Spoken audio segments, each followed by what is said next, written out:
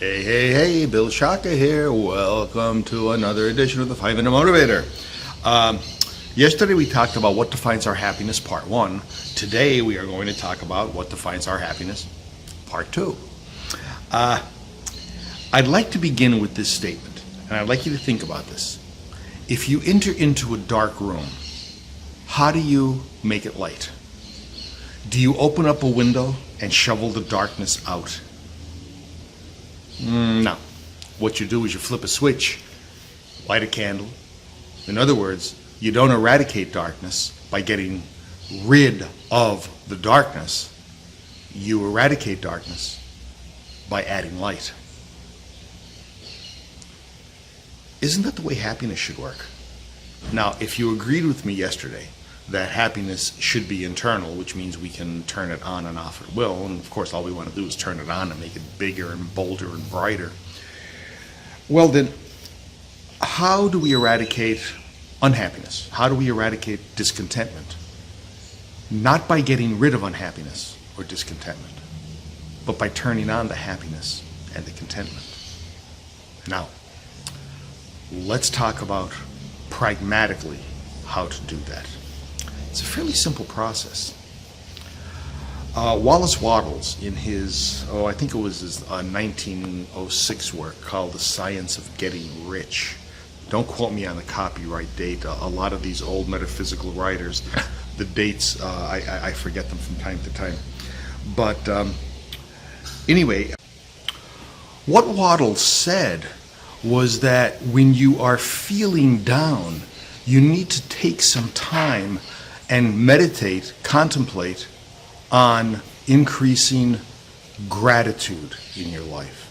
Think about the things that you are grateful for.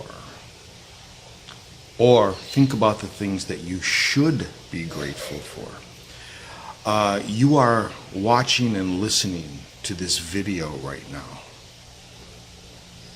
Are you grateful for your eyes and your ears and all of your senses?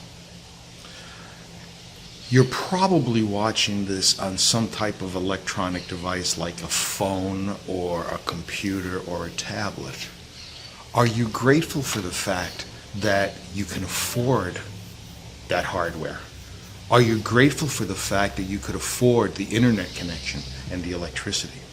You see, folks, the more that we contemplate gratitude in our lives, the happier that we can become. So I don't expect you to just sit there and say, I'm going to be happy, I'm going to be happy, I'm going to be happy, I'm going to be content, I'm going to be content, I'm going to be content. That's Pollyanna, that's rose-colored glasses. But what I am suggesting you do is think about what you are grateful for. And I got to tell you, I mean, I'm not preaching here. I'm not on a soapbox. I do this every day. Look at that background. Every day I get into that pool and do 30 laps, and I am so grateful.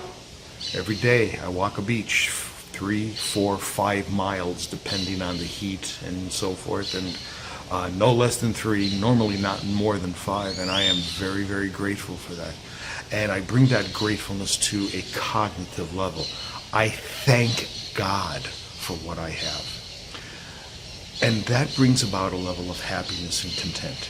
So, if you followed my reasoning over the last 2 days, and that is that happiness and contentment are really internal, and the way that we can goose, the way that we can torque that internality of happiness and contentment is by focusing on gratitude, the things that we should be grateful for. You got it knocked, folks. You got it knocked.